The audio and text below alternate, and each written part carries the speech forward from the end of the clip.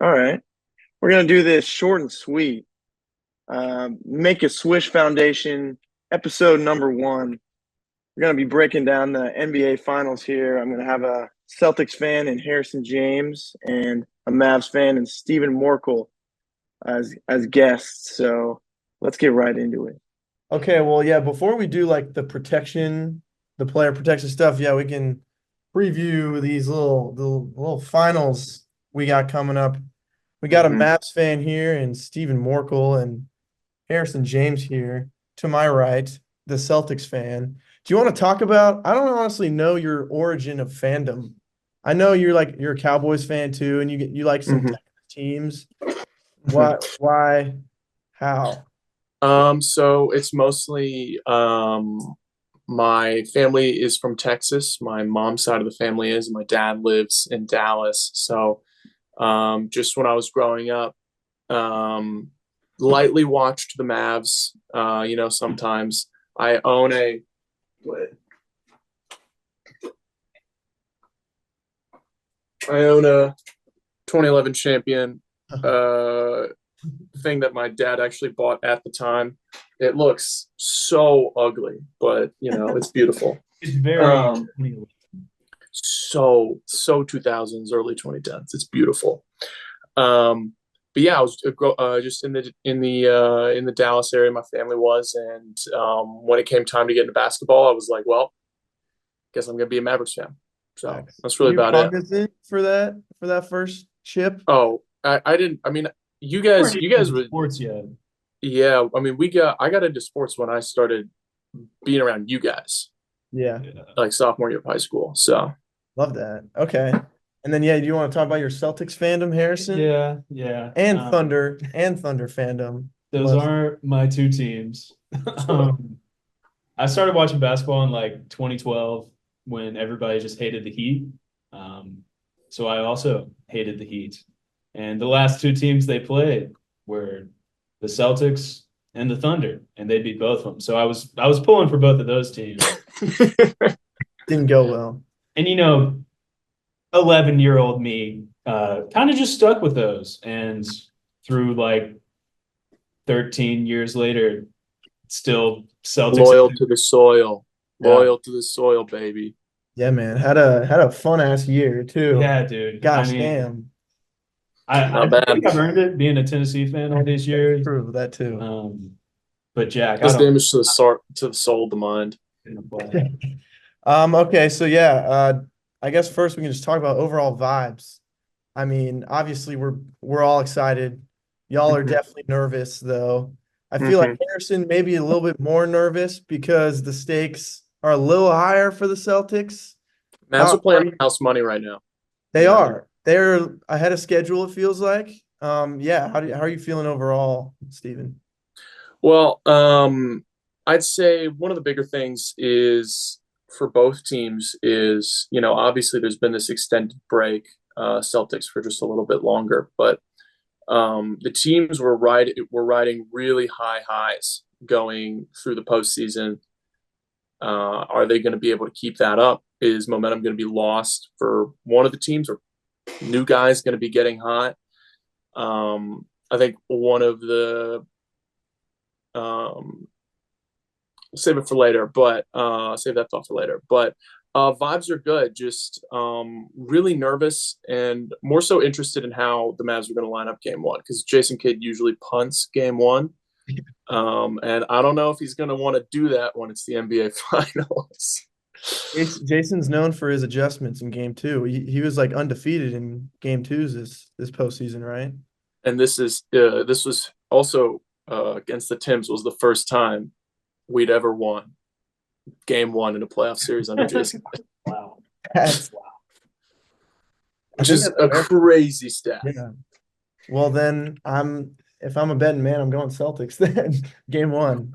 Yes, Harrison, how you feeling? It's definitely more nerve-wracking for Oh yeah. you, but I mean, we've definitely had all the expectations that could ever be had for a team. I mean, not great, not feeling great. I mean, I know how this team we'll lose if it does. It'll be late game execution. The shots that we always shoot just won't fall. And obviously, I mean, if Tingus isn't healthy, but we'll get to that. But I mean, I think I'd still pick us, but I'm not. Yeah. As Jack said, at least 6, likely 7. I think it'll be a very, very close series with the Celtics to underperform. Yeah. Yeah, I heard that if the Mavericks were to win, they would be like, I forget now if it was biggest. I think the third biggest upset in a finals. Like if they were to actually win, I think I want to say like maybe the 2008 Celtics somehow were like on the list. Maybe like they were top 5 or something, but like it'd be a massive upset. I know the Pistons in 2004 were number 1. I wouldn't be surprised if 2011 Mavs were up there too. Yeah, I think against the Heatles. Yeah. So I mean, yeah, Celtics are heavy favorites, which I don't think makes it any easier for you, Harrison. Yeah. But yeah, the burden of expectation. Yeah, exactly. But yeah, we got some news today that our boy Tingus Pingus, he will return. Steven, Long may he reign. Yeah, I know you have a personal relationship with him. Obviously, he played on the Mavericks, and did he ever was he ever a part of winning a series? I don't think he was. No. So he was not. He was injured all the time. So his the ones that stick out in my mind in terms of his series were the back-to-back Clippers series, where in the first one he was good but missed time with, I believe, something with his meniscus, and I'd say that playoff series really epitomized the Porzingis experience, where at least his experience in Dallas, where it was you could obviously see what he was capable of and what he could do, but he wasn't on the court long enough to get into a groove, like let alone be present to make an impact. But in the second series, I mean, it was pretty ugly, and either just the team didn't know how to fit him in or what. Another loss to the Clippers in that series, and the writing was on the wall that he was going to be out of town pretty soon after that. I just looked up the stats real quick on Basketball Reference. 1920, which was, I believe, his first year in Dallas. Yeah. Was also his first playoff series ever. He only played 3 games, so that's the one he got hurt in. And he actually looked like he played pretty well, averaged like 23.7.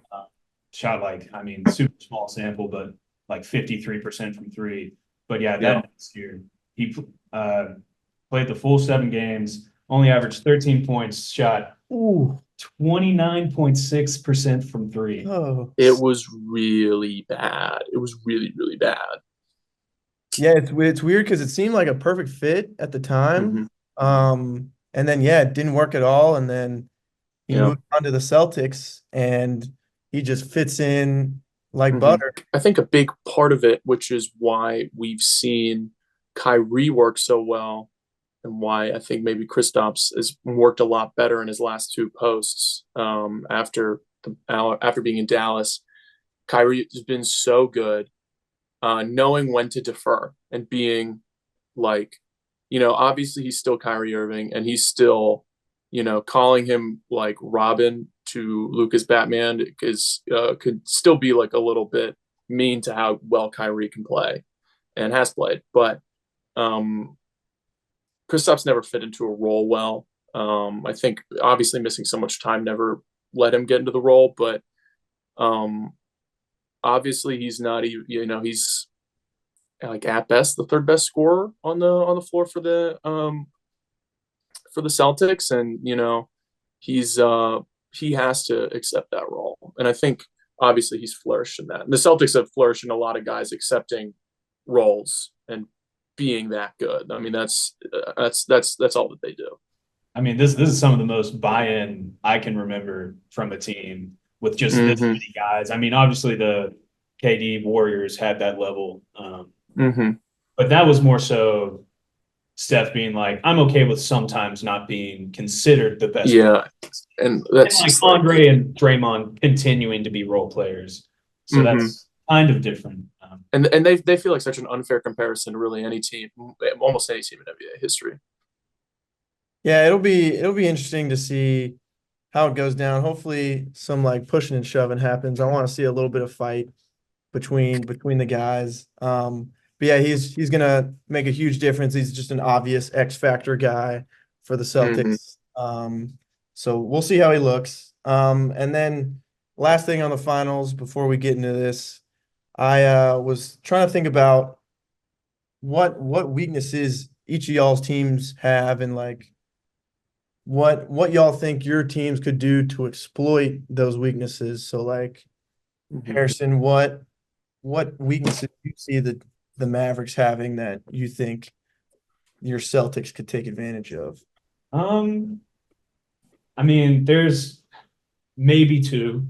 Um, just, I mean, the fact that you do have those guys like Jones and Washington that just they've obviously played out of their minds this playoffs, but they will have to keep that up. And it is a higher level than ever. So they're just really going to have to keep hitting those shots.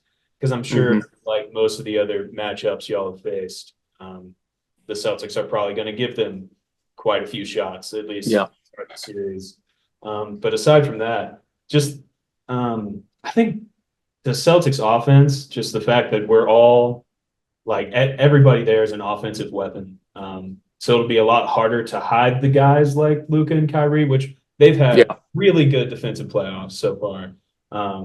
But like when you're switched on to Drew Holiday and he backs you down in the post and you're Kyrie Irving, there's only so much you can do. And I think I mean, Boston has, on top of the 3-point shooting, they've just been so good at capitalizing on mismatches, especially Kristaps. But if any of those weaker defenders, combined with all the spacing we have, get switched on to any of the offensive talents, it could be tough for them to guard that. Yeah, every time I see Derrick Jones Jr. shoot, I'm like, oh yeah, let's leave him open because it's like the jankiest shot you've ever seen. But I'm sure his numbers are fantastic in the playoffs. And I remember that fadeaway against the Thunder just broke your heart. Don't get me started. But it was a great contest, and he hit that mofo. So like, yeah, if they can continue to shoot, there's not much you can do there. What about you, Steven? I know the Celtics do not have It's to think about, but it's like trying to poke holes in a concrete wall. It's pretty tough. I mean, the roster is, I'm hardly the first person to say it, but top to bottom, the roster is built like a modern NBA roster. Everyone's a shooter. Everyone's decent with the ball in their hands, and everyone is really long. They're hard to move around. They're hard to displace, play around. They're always in the passing lanes. It's all of the little verbs, all of the little quips that you want to say about your team, you can probably say about the Boston Celtics. But I think I think one area is this playoff run by the Mavs has been really defined by Gafford and Lively, and if Kristaps isn't 100%, that could be an area where they could move them on the boards. And that was a big part of why they played so well against the Timberwolves, was beating them on the boards like hell. I'm not sure how Al Horford's going to look with that, because honestly, shockingly, he's old, but he's still obviously still really good. Balling, dude, golly, hit 7 threes in game 4. Like, what the hell? What the hell? Actually, what the hell?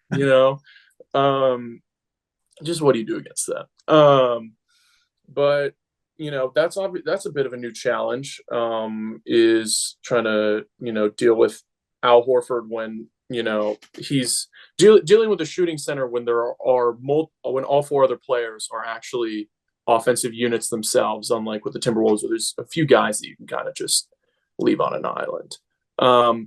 it's really hard, and I'm picking at straws here. I think it's really just if if you can keep your outside of Tatum and Brown, if the other guys are not hitting threes, which is a big if, but we've seen it in the games that the Celtics have struggled. That's usually been the issue.